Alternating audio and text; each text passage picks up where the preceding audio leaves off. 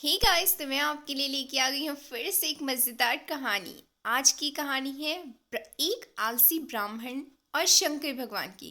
तो चलिए कहानी शुरू करते हैं। कहानी में अंत तक बनी रहिएगा।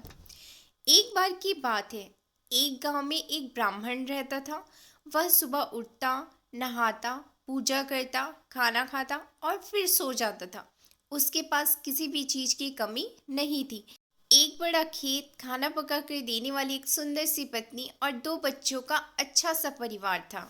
सब कुछ होने के बाद भी ब्राह्मण के घर वाले एक बात से बहुत परेशान थे। वो बात यह थी कि ब्राह्मण बहुत आलसी था। वो कोई भी काम खुद नहीं करता था और दिन भर सोता रहता था। एक दिन बच्चों का शोर सुनकर ब्राह्मण जाग गया और उसने देखा कि उसके दरवाजे पर एक साधु महाराज आए हैं। ब्राह्मण और उसकी पत्नी ने साधु महाराज का स्वागत किया और उन्हें भोजन कराया। भोजन के बाद ब्राह्मण ने साधु की खूब सेवा की। साधु महाराज उनकी सेवा से बहुत प्रसन्न हुए और उन्हें वरदान मांगने को कहा। ब्राह्मण ने वरदान मांगा कि मुझे कोई भी काम ना करना पड़े और मेरी जगह कोई और मेरा काम कर दे। तब साधु उसे वरदान में एक जिन्न देते हैं और साथ में यह भी कहते हैं कि यह जिन्न को हमेशा व्यस्त रखना। अगर उसे काम नहीं दिया तो वो तुम्हें खा जाएगा। वरदान पाकर ब्राह्मण मन ही मन बहुत खुश हुआ और साधु को आदर के साथ विदा किया। साधु के जाते ही वहां एक जिन प्रकट हुआ। पहले तो ब्राह्मण उसे देखकर डर जाता है, लेकिन जैसे ही वो ब्राह्मण से काम मांगता है तब ब्राह्मण का डर दूर हो जाता है और वो उसे पहला काम खेत जोतने का देता है। जिन वहां से गायब हो जाते हैं और ब्राह्मण की खुशी का ठिकाना नहीं रहता। कुछ ही देर में जिन फिर आ जाता है और बोलता है कि खेत जोत दिया, दूसरा काम दीजिए। ब्राह्मण सोचता है कि इतना बड़ा खेत इतनी जल्दी कैसे जोत दिया। ब्राह्मण इतना सोच ही रहा था कि जिन बोलता है कि जल्दी मुझे काम बताओ, नहीं तो मैं आपको खा जाऊंगा। ब्राह्मण डर जाता है और बोलता है कि जाकर खेतों में सिंचाई करो। जिन फिर वहां से गायब हो जाता है और थोड़ी ही देर में फिर आ जाता है। जिन आकर बोलता है कि खेतों की सिंचाई हो गई, अब अगला काम बताइए। ब्राह्मण एक एक कर सभी काम बताता जाता है और जिन उसे चुटकियों में पूरा कर देता है। ब्राह्मण की पत्नी यह सब देख रही थी और अपने पति के आलसीपन पर चिंता करने लगी। शाम होने के पहले ही जिन सभी काम कर देता था।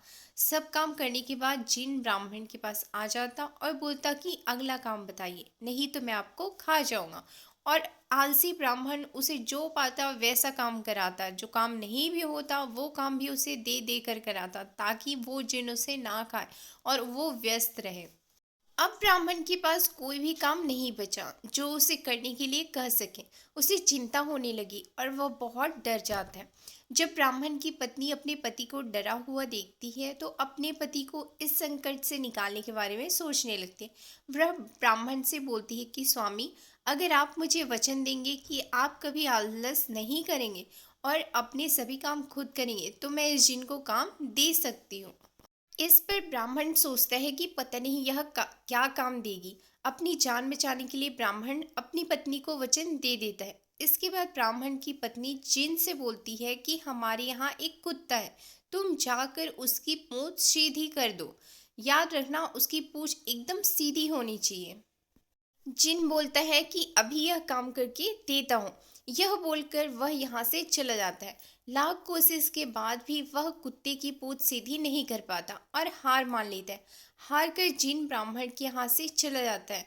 उस दिन के बाद से ब्राह्मण अपने आलस को छोड़कर सभी काम करने लगता है और उसका परिवार खुशी खुशी रहने लगता है।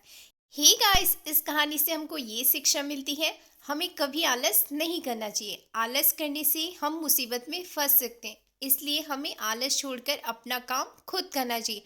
और ज़्यादा आलसी होने से आपका वजन बढ़ सकता है, जिससे आगे चलकर बीपी शुगर की दिक्कत हो सकती है। तो आलसीपन को छोड़िए और सभी काम अपना खुद करिए। ऐसी ही और वीडियो के लिए like, subscribe and share. Thank you.